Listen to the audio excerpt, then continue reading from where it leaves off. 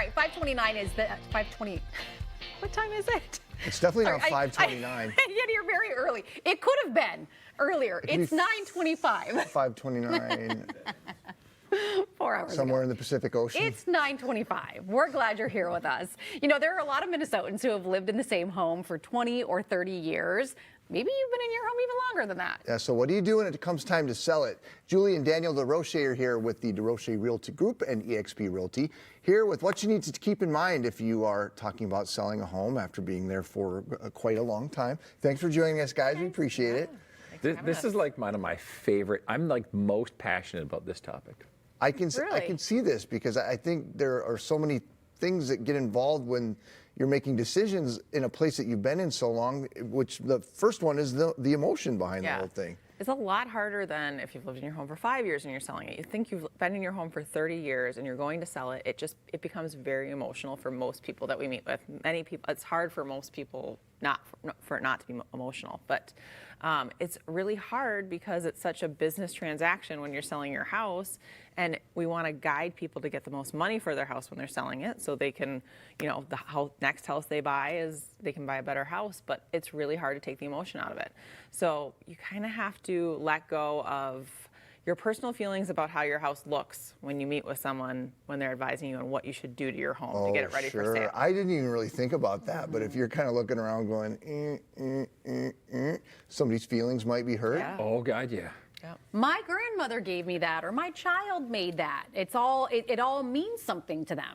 Yeah, again, I'm super passionate about this, trying to get somebody to understand the business decision behind this, because it goes from that emotion personal to that business.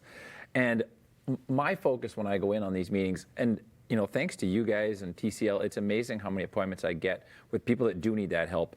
And when I go in, my goal with everybody, our goal with everyone is how can we help minimize the stress and maximize your profit? Ideally, it's what everybody wants. Somebody wants, you know, maximum stress and minimal profit. They always want, but you know. Yeah.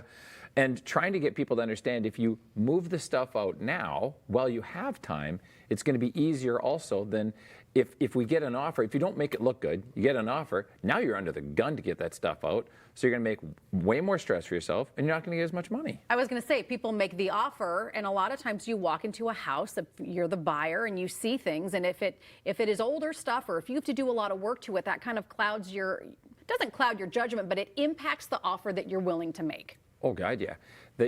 Well, I think one of the things we want to talk about today is the deferred maintenance, if I'm not mistaken. Like, if people see like torn screens and rotted wood and that type of stuff, then they start thinking, well, did they ever change their furnace filter? You know what I mean? Yeah. Did they ever maintain any of the big components about the house, which draws those offers down? I probably should pay more attention to the pictures we're showing, shouldn't I? Peeling paint, those types of things that maybe you live with, but you're like, I'll get to them someday, and then all of a sudden that someday is today and you're selling your house, and people are looking at it going, no, I have $100,000 and things that I need to do, therefore I'm going to take that off my asking price. And talk about emotions, that again gets people very emotional. Yes. Yep.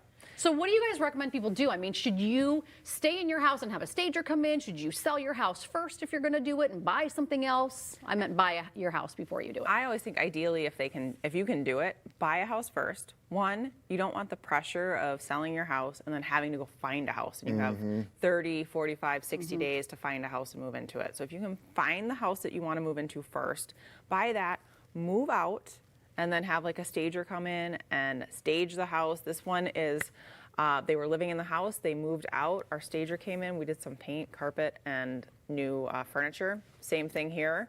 This was the house as they were living in it. Moved out, that's all That's the same staging room? furniture. But Same all room. we did was we changed the paint color, took down curtains, and staged it, and it makes such a massive difference. This one too, just paint, carpet, and furniture. Like, look at those differences. Doesn't even look like the same room. The whole staging, yeah, let's look at that. We see the after on this one. But they're going to have to move their stuff either way. Right. So move it first and reap the benefits of that. Do you think the staging thing has become sort of almost a cultural thing too, where people are so used to seeing, you know, the shows on the cable networks about the befores and the afters, and the stagers come in, and where people who are buying houses right now are even more in tune to what the inside of the house looks like? Absolutely. It's one of the biggest compliments we get from other realtors is how our listings always look so amazing, because literally one of the first things we do with every one of our sellers, like I went to one the other day, these people's home is immaculate, like literally probably in the top 2 houses I've ever walked into. But I still had them meet with our interior designer, because even just turning a sofa, moving some pillows, it's amazing how those little things can make big differences in how the houses look. But then when you get into ones that are cluttered like that, imagine those, like your first showing's online. Like literally, your first showing happens with somebody looking online. Yeah. And if the picture looks like what they've seen on TV shows, they're more excited about coming and seeing your home. For sure. For sure. Let's be honest, my closet is full, right? Most closets are full, and most people will tell you, I just need more space. And so I think that people have gotten, when my mom moved recently, she was like, I'm just gonna put everything in boxes and stick it in the garage. It makes the house maybe appear less cluttered, but what happens when you open the door and go into the garage? Do you guys, can people do that? Deal with that a lot. Don't No, do you it. can't. You can't, because you don't want someone to walk into the garage and go, oh my gosh, I'm not gonna be able to fit my 2 cars in here. Yeah, because then they see the garage and the garage looks smaller. Yes, you can get a storage unit. So like if you want to keep those things, get a storage unit. We have a company that will come in, take anything you want out of the house, put it into storage, move it back in when you move. So, but yes, you don't want people to feel overwhelmed when they come. You don't want them to look at your closet and think there's not enough closet space. Yeah. I go into a lot of closets. They're plenty big closets. They're big enough, but people have so many clothes and they're packed in there that it looks like they're not big. You take some of those clothes out, they walk in, now the closet looks ample size, and people don't walk in and go, oh my gosh, there's not enough storage in this house. Oh, sorry, go ahead. I was going to say, we talked about the maintenance piece a little bit, but I want to get into that a little bit more. Should you be trying to knock out some of these maintenance things as you're going along, or should you just wait until you've sold the house and say, well, we'll just pay X amount of money and you guys take care of that? I say do it now. That the profit on doing those little things. So people want to experience something that's in good condition and working. Like if somebody's doing a showing and they go to turn on a faucet and it doesn't work quite right, or they turn on a light switch and the bulb's burnt out. Like if you have a light that both bulbs or whatever are burnt out, you turn on, they don't think, oh, it's the bulbs. They think there's something wrong with the electrical in the house. That's true. So like one of the bare necessities is getting all the little things working. Like go through that punch list that you've been agonizing over for years and years and years, and do it. Change those little things. It's money in the bank. We saw those before and after pictures that you guys showed. I mean, the paint alone, but Julie, you say carpeting is another thing that people can easily change that isn't that expensive to really give a house an updated feel. Yeah, and even I will meet with people and they'll be like, well, the carpet's not in really bad shape, but it's a dated color. That's still, you get in that mentality of, yeah, it's fine, it's in good shape, let's keep it. But that you walk in and you have dark brown carpet, and dark brown carpet isn't in, it's not what, people that are looking at houses want. Then that person walks in and goes, I have to change the carpet.